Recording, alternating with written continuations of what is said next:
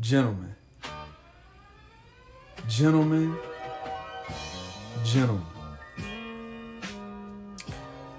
The irony of my first STD.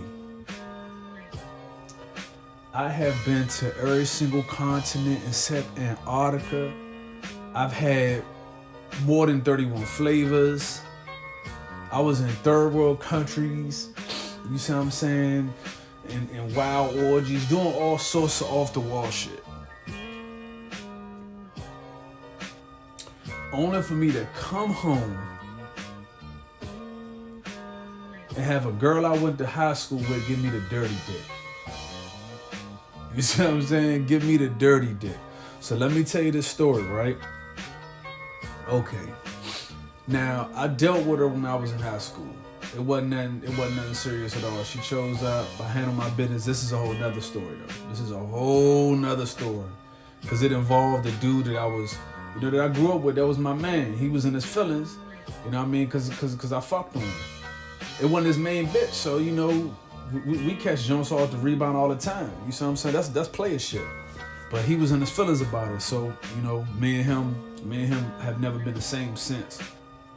But anyways, so I dealt with her when I was in high school.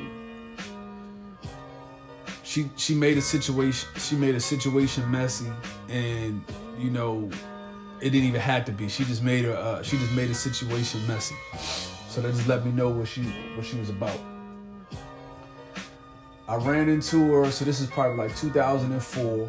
I ran into her after initially when I dealt with her, I ran into her like 6 months later.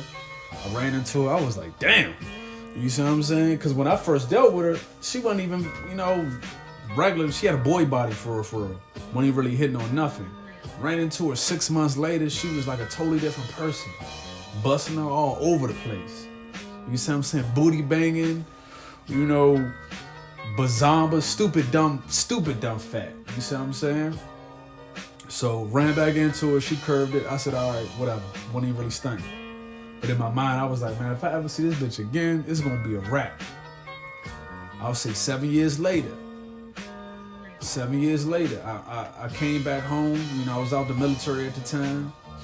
This is probably like 2011, 2012 time frame. I came back home. She told me, check my inbox. I wasn't even really stunting off of it at first. She was just shooting her slugs. And this told me a lot about male-female dynamics. It's because the more I resisted, her advances, the harder she kept trying. Like, she just kept coming. And after about a month of, me and her reconnecting, that's when I finally said, hey, you know what? Let me go ahead and handle this. So, that's when we start fucking. I'll probably say like a month and a half after that, 2 months. I wake up in the morning. You see what I'm saying? I go to use it. I wake up in the morning, right? I'm groggy and shit. I go to use it. I was like, whoa! That shit felt like a damn flamethrower. You see what I'm saying? I was like, hold on. I called her immediately. Just so I can get an understanding. I said, hey, something's going on here. You see what I'm saying? She was denying it. She didn't know what was going on. I said, all right, you know what? Cool. I'm about to figure this out my damn self. Went to the clinic. Come to find out, I had chlamydia, got treated. And all it told me was that the more things change, the more they stay the same. Like I told you, when I ran back into her, I didn't deal with her, at first because I just knew that even though time had passed, that she was still the same in that regard. I didn't blame her at all. This was my fault because I knew the bitch was messy. And I fucked her anyway.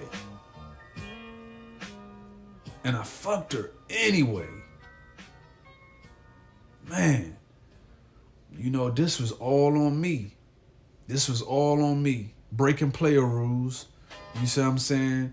Not thinking about, the purse first and the ass last. Just giving bitches the benefit of the doubt, man.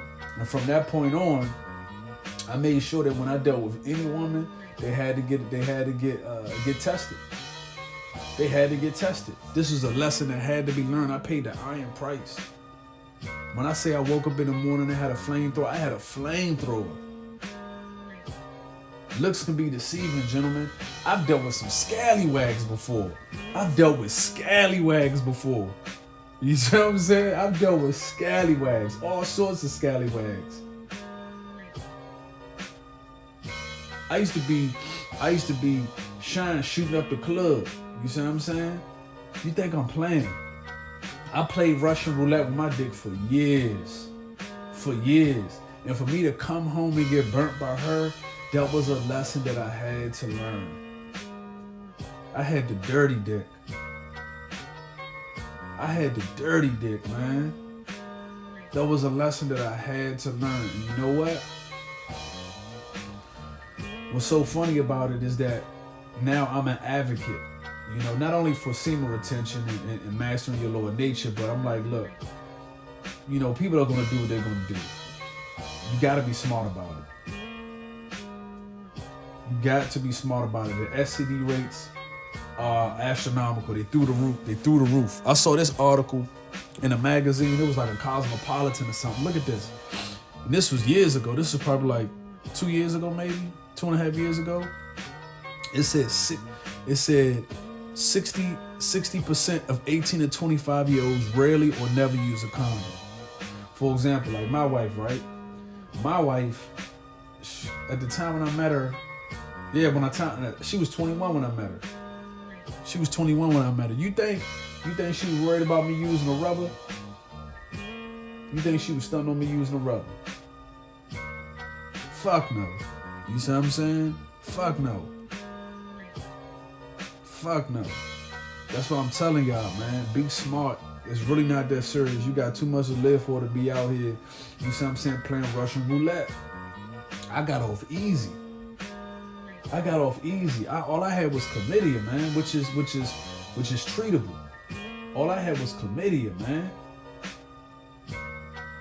Gentlemen, it's not that serious. Don't be a slave to a little bit of feel good. Like I said, I took the L's that you don't have to. Please learn from my pain. I had a flamethrower. I woke up in the morning with a flamethrower.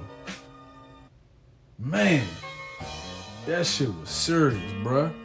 And what's so cold about it, even to this day, I never talked down on, I never called a stank, you see what I'm saying, a high side or a high cap. That was a lesson that I had to learn, and I'm thankful for that.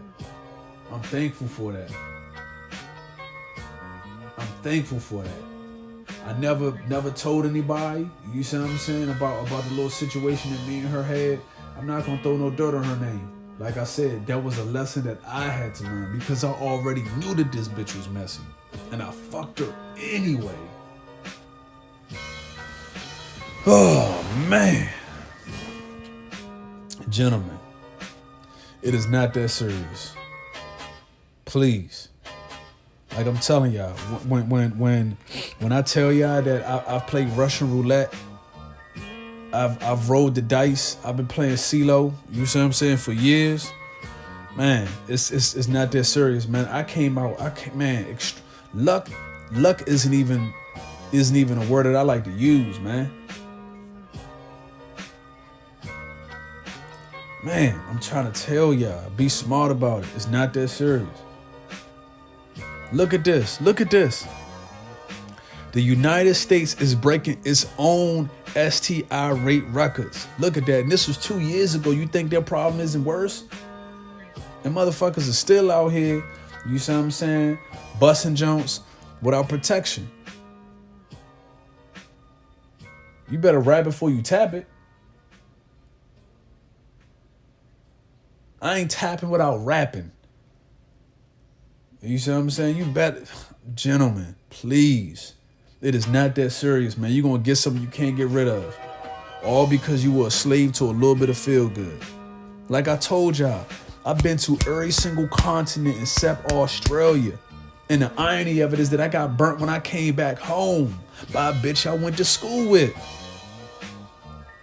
I ain't gonna lie, that was a nice little white piece of change, man.